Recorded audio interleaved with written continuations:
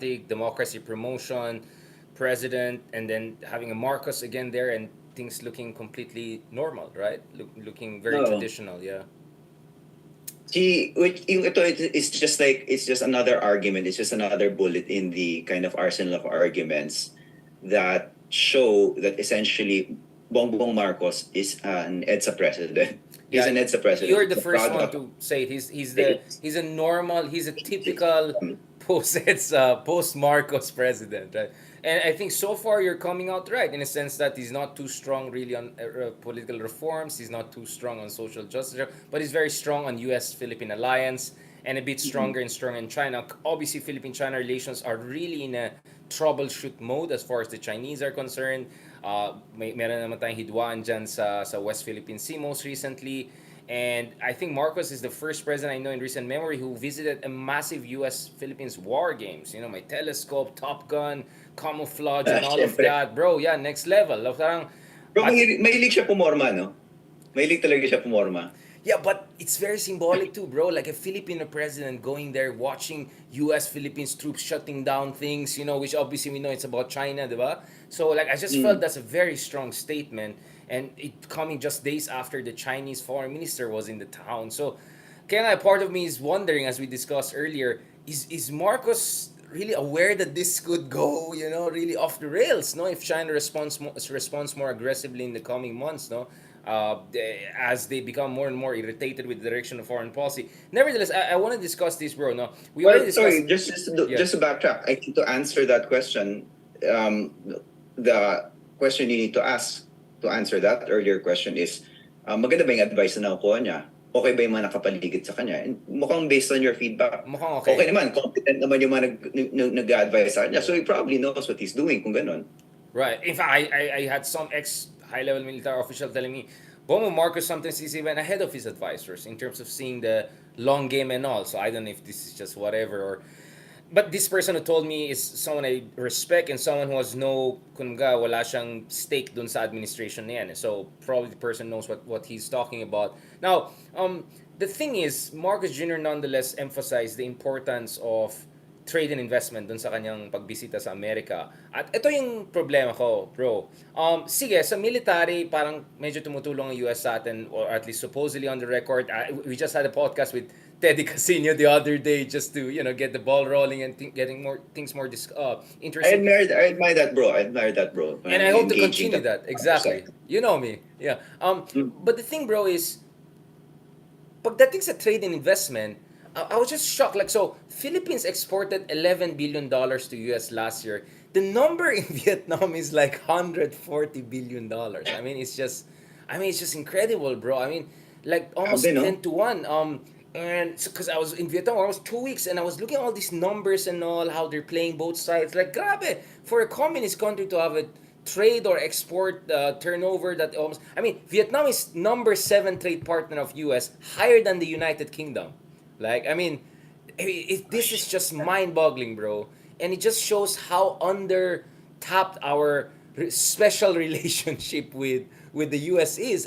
We're not really doing much of trade with the US if you look at it. What is $11 billion? Bro, yung ano na yun, exports yun, kasama na dun yung services dun sa in-account na yun, No, 11 billion. well, I have to Kasi check. I have to services are check that. Yeah, I effectively, know what you're saying. services are effectively exports, di ba? Kasi I see what you're you're bringing saying. dollars into the country, lalo na kung BPO, ganyan. Ewan ko lang. No, Matanong lang. let's say max 20 billion.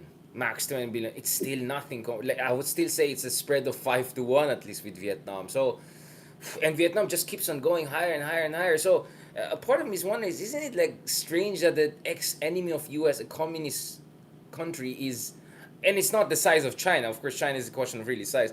Is having that much of a, burgeoning Yeah. trade relationship with US, and then Filipinas. Nasa na tayo? Like, Vietnam is already part of the CPTPP. Vietnam is already enjoying a lot of market access to US. Vietnam is now in the Pacific Economic Framework. Like, and na-frustrate ako, parang nasaan ba tayo, hanggang ano lang tayo, real estate ano lang tayo, tenants lang tayo for the US. Where's gonna, because the investment stock of US was put at $5.6 billion or something like that. Again, even if I triple that, that's not even the annual investment that goes into China, for instance, right? So it is a very undertapped, underutilized relationship, which for me is shocking. But my worry, bro, is now Marcos going to the US. What can really Biden offer him? Because you know it very well. In the US, the lobby is really for protecting American jobs, protecting American middle class, industrial policy. So I don't know what can the US really offer us. Chipang lang binigay nila sa atin dun sa ano, parang $100 million for military financing, a few $1 million for development assistance. Like, that's nothing, bro. That's chipang. I mean, to be honest about it. How do you feel about it? No, I know this is suddenly looking different from our discussion on EDCA and Oo nga, all. no? But I'm just Yeah, being brutally talagang, honest. Hindi naman yeah, pwede yeah, hanggang yeah. dyan lang tayo, di ba? Like, where's the rest? Where's the money? Literally, where's the money? Alam mo yung US, yung relationships natin with the US, it's never really been about getting US investments in the Philippines historically, 'di ba? Ayaw nga ng mga Pilipino yun because of nationalist economics, 'di ba? They don't like. Right. So, one of the founding elements of nationalist economics is ayaw nila yung parity rights ng mga Amerikano sa Pilipinas, post-war parity rights, meaning American investors in the Philippines would have the same rights as Filipino investors. So, that was one of the main things sa inaway ng mga tao. So merong sense yung Philippine economic nationalism that US presence in the economy, kahit investment pa yan, even if it's creating jobs, Right. is going to be bad for the country. My Even stigma. if Yeah. so let's think about other things. Like I was just reading this book from 1969. This is actually a very interesting book that I think people should go back to. Please, bro. Please, bro. Philippines Public Policy and National Economic Development by Frank H. Gole. Right, right, Um, right, right, right. this is not a conservative book like what's in any way. In fact, it's a huge critique of the conservative central bank of the Philippines in the 1950s. But one of the things it's saying is that takot na takot yung Pilipino sa export industry, not just because you are protecting a small segment of the industrial class that benefited from ISI that was Right. servicing the domestic market. The other reason was takot yung mga tao na kung i-encourage mo yung exports, mas maraming Amerikano na papasok sa Philippine economy Mm-hmm. and madidilute yung power nitong industrial class na to. Now the problem with that of course is if you reduce exports or if you don't create an export industry, then you don't create jobs, right? Because export industries create jobs, right? Right. So yun yung mga isa sa mga arguments si Frank Gole. So meron talagang sense na yung relationship, yung economic relationship with the US is about keeping the Americans out. And and historically, and this I get this naman from OD Corpus. Ang argument ni OD Corpus was that takot na takot ang mga Pilipino sa American presence in Philippine industry when actually it's a false fear. It's been a false fear Right. ever since.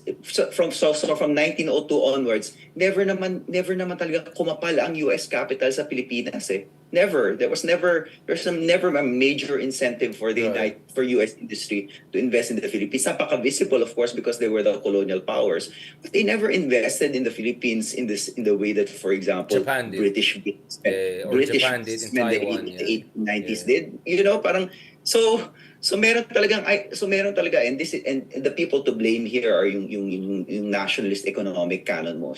So Recto, Lichauco, the Communist Party, this kind of phantom fear of US presence in the Philippine economy. In fact, from 1950s onward, you really protected a particular Filipino industrial class. And where Right. did that get? Didn't really get us So anywhere. we got the So boots, but not the dollars. That's essentially what happened, yeah, which is yeah, like the yeah. worst Parang of parang both ganun worlds. eh. Which is worst of both worlds. So I don't know. I think as long as our punditry is still run by, or as long as our mentality is still run by boomer mentality, which is essentially see nefarious US interests everywhere, right? As long as we're still Rectonians, marami parang Rectonian dyan, di ba? Then it's very difficult for me to think of a kind of fundamental reassessment of the US relationship. Of course, I don't know how Marcos thinks. I don't think that Secretary Diokno is a Rectonian. So we'll see. Right. We'll see where it goes. Yun nga, like I want to ask you. I mean, you being historian, of course, you want to look at those patterns. But I will also say, about the time ni Marcos, we were supposed to move towards export-oriented industrialization, more openness to multinational companies. Wasn't that supposed to be the beginning of a new kind of relationship with America? And then now we're in supply chain trade. It's no longer like we're talking about Services. multinational economies. Exactly, we're talking about digital economy. We're talking about services. We're looking at call centers. Americans are very present there. what I'm saying is that ang kulang dito is manufacturing American investments. I think we used to have a Ford Yeah. assembly line sa Laguna na nawala, Santa Rosa. So we have a lot of services like call center, etc. Pero wala masyado sa manufacturing, and that's my frustration because when you go to Vietnam, or even forget about Vietnam, even nearby Malaysia, nearby Indonesia, nearby Thailand, for Taiwan is totally different ball game. They all have very substantial American and Western European, Japanese investments, Korean investments, and I'm not saying there. My sense is this also has to do, of course, with the regulatory environment in the Philippines, right? Super Yung corrupt, regulatory environment at inefficient. saka nga yung long Rectonian legacy of the 60-40 rule, di ba? Yung nationalist provisions sa Constitution where you prevent outsiders from joint projects dahil lagi kailangan may 60-40, di ba? So kasalanan Yeah. talaga ni Recto, di ba? So yung Rectonian heritage ng Pilipinas talaga so for me yun talaga dapat lansagin na talaga eh. Like yung 60-40 is crazy because if you want to develop kind of manufacturing sector, you need to be able to work with other people. And then if you have Tama these si Robin Filipino Padilla talaga eh. restrictions, di ba? Mag-federal na tayo para ano na, maging Singapore na These tayo. Filipino restrictions, sobrang hirap. Parang I don't know how Vietnam works. I have no idea. Pero what's striking with what you said is kailangan pa rin nga siguro ng manufacturing because we can't rely on services. Because what I was getting at earlier is parang well, actually technically services are exports. So if we rely on services, baka pwede tayong umunlad. Kasi 'di ba, let's say BPO ka, then bumili ng service mo yung US, 'di ba? They have to pay for that service Yeah, effectively but in how dollar. many people Right? can work They're in a sending dollars. BPO? So yung effect nun, 'di ba? If Yeah. if export is if the benefit of export is gaining foreign exchange, right? So services give you foreign exchange. They're practically exports. Right. But if you're telling the difference is what 11 sa Pilipinas, 120 sa Vietnam, Something like that, right? Or best then say dude, 20 to 140, something like that, depending on how you're then gonna come. dude, then dude, obviously, we need to make up for something. Nakanto na ba sa'yo? Like I was just walking across the street dito.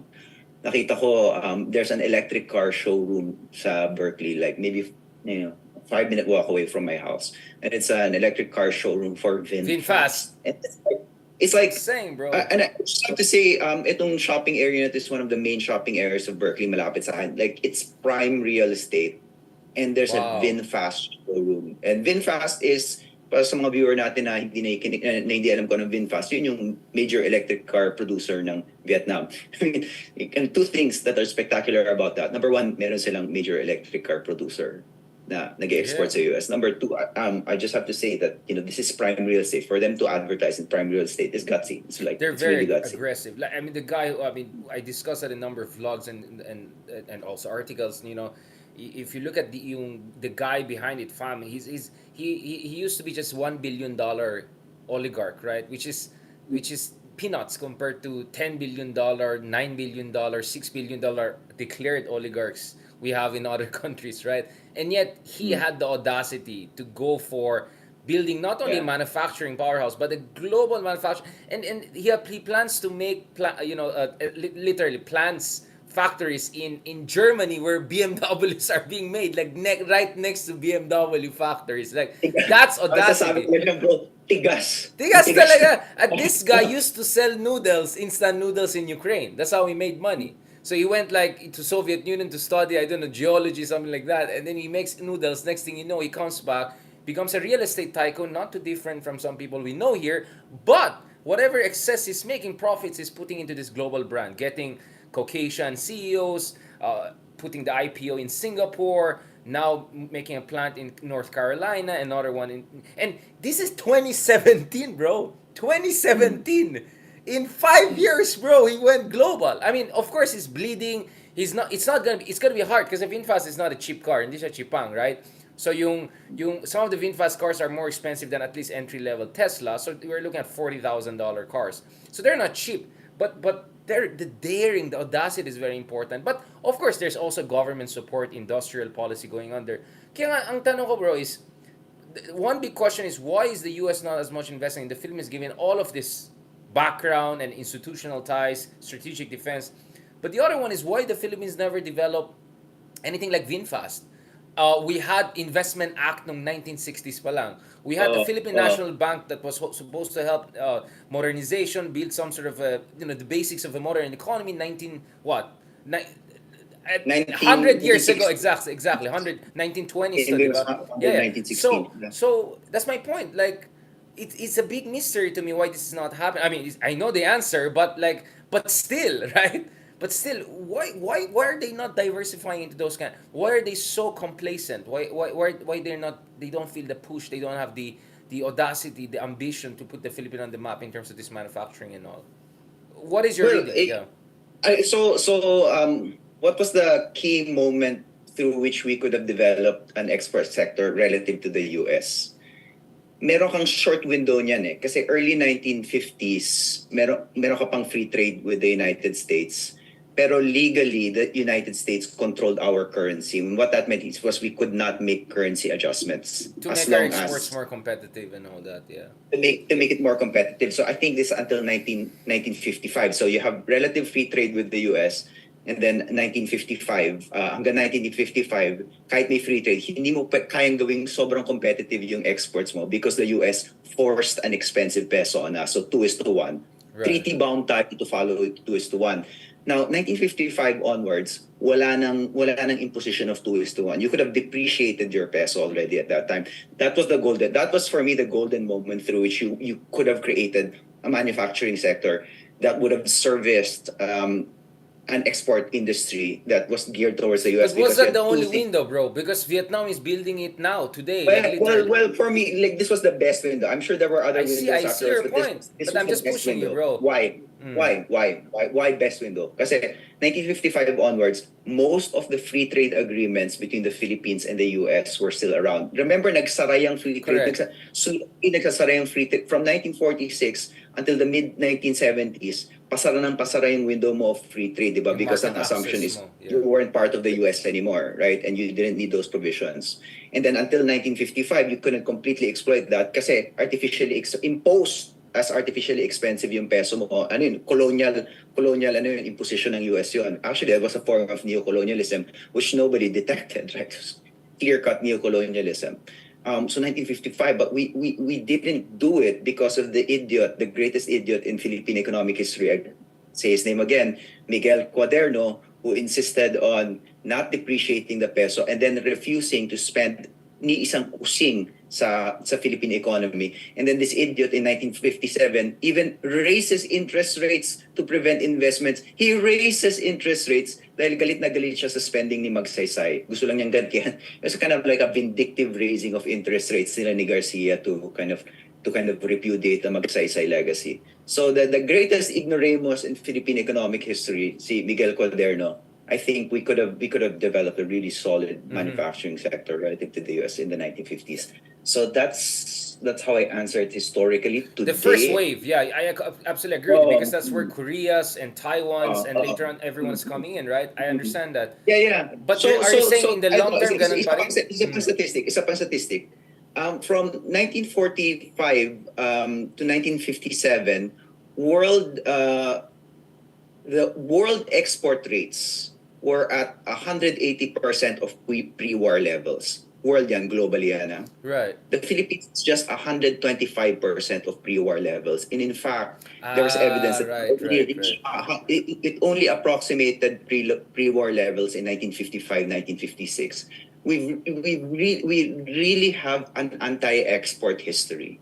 Napakalinaw ng anti-export history ng Pilipinas ng Pilipinas. And it's really sad. And then of course the person who wanted to promote exports was Marcos, right? Marcos was the great the great EOI advocate, but of course because he was so corrupt and because of the crisis of 1980, na repudiate yung export orientation na yon, di ba? So I get the sense na two major events Yeah, which prevent us. conspiracy of events. Yeah, yeah. I'd say three major events in the 20th century that prevent us from focusing on exports. Number one, the imposition of the American gold exchange standard in 1902, the first gold exchange standard in the world, which we were actually a great exporting country prior to that. We Yeah, were a great 19th exporting century. country. Yeah. 19th century, we're like sending 60% of our Correct. exports to Britain. Actually, Correct. You're so right. we You're were a right. major British trading partner. We were a part of a Southeast Asian export market because of declining silver prices at the time. And then the Americans imposed gold on us in 1902, and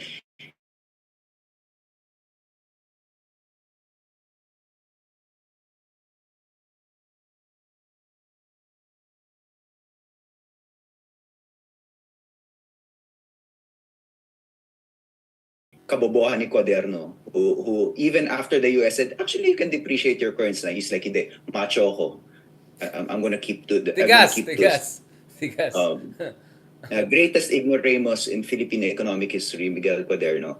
And then yung third one was of course the repudiation of EOI under Marcos And the bad because of timing. You have the oil crisis, bad time. and not to mention he didn't have reliable chables to. I mean, you know what I'm Mm. saying? Like Yeah, Dicini. I mean, he like had cronies, he didn't Benedictos. have tables, di ba? Like these are a bunch of like siguro Lucian lang masabi ko na medyo may background sa business na medyo proven before becoming a Yeah, crony, yeah, whatever. Pero yung iba, I can long list of like who are these people? They have no business handling billions of pesos. Like they have no business yeah. whatsoever. Completely incompetent people, right? Not only corrupt but Um, incompetent. Kasi corrupt din naman yung ibang oligarchs. But uh, they uh, produced, you think Chables in Korea are not corrupt? I mean, look at the cases of yeah, yeah. Samsung until now. Or Even Daewoo. Zaibatsu, Oh, those are even the first. Those Zaibatsu, are the Japanese Zaibatsu originals. are hella corrupt. Oh Yeah, hell! But they're efficient people. They're yeah. efficiently corrupt. This one's like really a bunch of like amateur hour guys given billions of dollars, bailed out right and left, really didn't lose much. So, syempre ako, Philippine Airlines victim ako Yeah, recently, di ba? So, parang biglang yung anger ko, medyo, ayan na naman tayo, sabi ko yeah. eh. Yeah, so, for me, I completely agree with you that there's definitely a leadership technocratic deficit or ignoramus deficit or